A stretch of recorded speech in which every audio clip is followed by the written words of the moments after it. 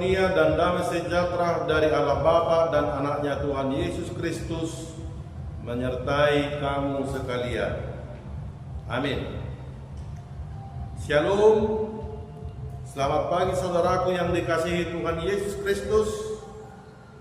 Sebelum kita memulai aktivitas kita hari ini, marilah kita mendengarkan sapaan Tuhan untuk kita melalui firman-Nya pada hari ini Senin tanggal 13 Mei 2024 yang tertulis dalam kitab Yohanes pasal yang ketiga ayat 17.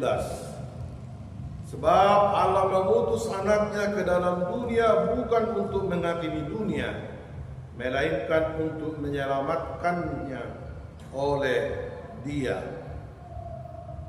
Demikian firman Tuhan. Topik Yesus Kristus jalan keselamatan dunia.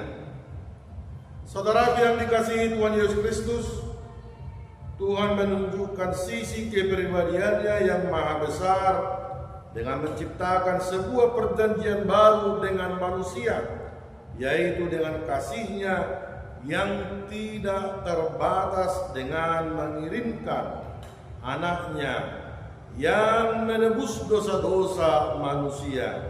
Jika kita melihat ayat ini, ada 3 hal yang penting yang hendak kita perhatikan.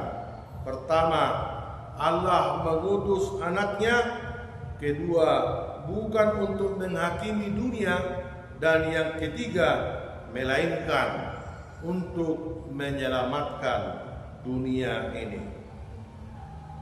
Pengutusan yang dimaksud dalam Injil Yohanes ini bukan hanya sekedar kedatangan secara posisi atau berpindah tempat, bukan sebagai raja atau orang besar yang hanya ingin menerima hasil.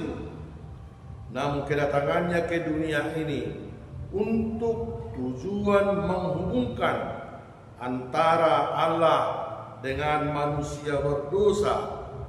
Kedatangan anaknya bukan untuk melakukan penghakiman terhadap dosa yang sudah dilakukan, namun menyatakan kasih-Nya melalui pengutusan anaknya, yaitu penyelamatan dunia. Kedatangan Yesus adalah untuk karya penyelamatan dunia, bukan untuk menghakimi dunia. Yesus hendak menyelamatkan dunia ini dari kehancuran akibat dosa, dan tentu saja karya penyelamatan melalui penebusan akan diterima oleh setiap orang yang mau menerimanya melalui iman. Allah bertindak bukan hanya demi kepentingannya sendiri, tetapi untuk kepentingan kita, menyatakan kasih-Nya kepada seluruh umat manusia.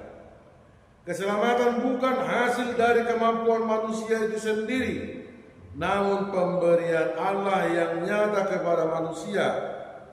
Namun meskipun demikian, tidak secara otomatis kita akan beroleh kerajaan Allah, namun menjadi bagian dari mempertanggungjawabkan keselamatan yang telah diberikan Tuhan, yaitu dengan hidup setia, mengasihi Allah dan sesama manusia.